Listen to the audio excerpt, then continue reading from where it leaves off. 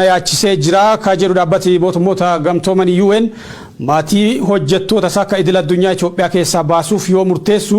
biyyoonni hedduunis lammiileen isaanii hatattamaan Itoophiyaa keessaa akka ba'an gochaa jiru. Ameerikaa, UK, Raashiyaa, Kaanadaa fi Tarkii faan illee bifuma wal fakkaatuun lammiileen isaanii akka Itoophiyaa keessaa ba'an kan gaafatan yoo ta'u biyyooti lixaa lama jechuunis Jarmanii fi France dubbiin kana caalaa osoo hin hammaatiin dafaatii ba'a jechuun lammiilee isaaniitiif waamicha godhanii guyyoo Waariyoo gabaasa bal'aa qaba.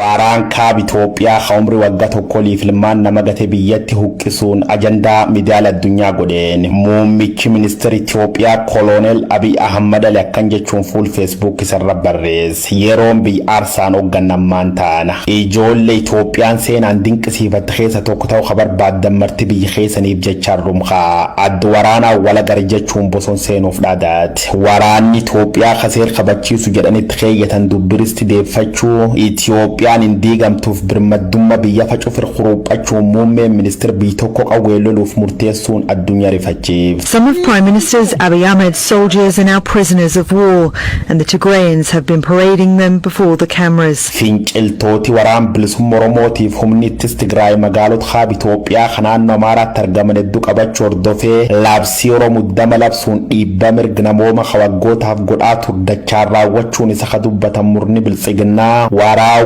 waliin jechuun civil war biyyatti keessatti waraan Afrikaatiif waraan lixa tolchuuf miidiyaaleen biyyatti waan irriib dhaban fakkaatu badiinsi Itoophiyaa keessa deemuu jirka waan sodaat fakkaatu faranjiin hedduun lammiilee sii godaansisuu irratti argamte haalli Itoophiyaa keessa deemuu jirjabaachuu jira dafaaba eegi dubbiin jabaatu waan isani goon hin qabnu baqadha jechuun uummata qabatsiif faranjiin namoota hedduu godaansisuun biyya geessuu jirti United States of America United Kingdom Saudi Arabia Russia Canada Turk Mozambique of Sontan Germany France Fatlen Power Canada chun keessa baqadha jechuu si Al Jazeera gabaas. This after similar calls to leave by the US, the UK and others. Yaali nagabuusu addunyaan guutuun godhuuf yaaluu jirtuun hangammaaf firiinoomaatu mul'an hidhaadhu barbadees duul ijjeesiif hawwaaliin dhaadannoo biyya Itoophiyaa gitaate waggaa lakkoofsisuu jirti nageenya hojjettoota xiyyaana yaachis haje dhaabbati biyyoota gamtoomanii United Nation maatii hojjettoota miseensi idil addunyaa dhaabbaticha Itoophiyaa jiran cuuf baasuuf qophii ta'uusaa dubbi himaan dhaabbaticha Steven Durik miidiyaatti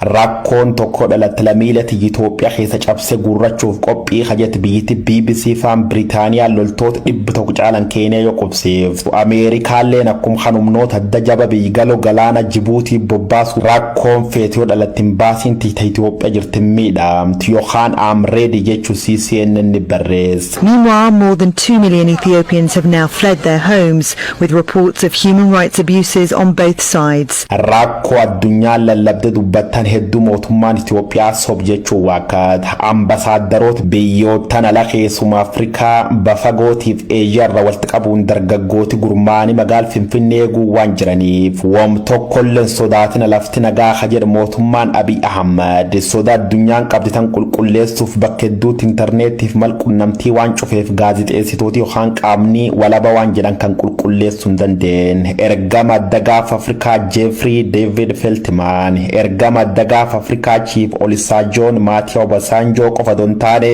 addunyaan cuftin waraan Itoophiyaa kana raaroo jette dadhabde humnooti Tigraayiif waraanni bilisummaa Oromoo Finfinnee irra kiiloomeetira 200 calla fagaatti shawaroobitti qabachuu miidiyaaleen gugurdoon kanneen akka Al Jazeera faan gabaasan mootummaan Itoophiyaa mirrawwaman dubbannee jedhan Itoophiyaan biltsiginnaa waraana murnu koloonifattoota lixa yookaan neo-kolonistiin Afrikaa rabbaname reeba jechuu jirti biyyooti Afrikaa Keeniyaa fi Afrikaa kibba dabalate nagaa caalaa waraan dhaabaa jedhu Dabratsiyoon Gabra Mikaa'eliif Abiy Ahmad Ali biltsiginnaaf waraanni bilisummaa Oromoo humnootis Tigraayiitiif gareen Amaaraa dubbi waraanumaan findhaa jechuu jiru. In response to the Prime Minister's statement, the spokesman for the Tigray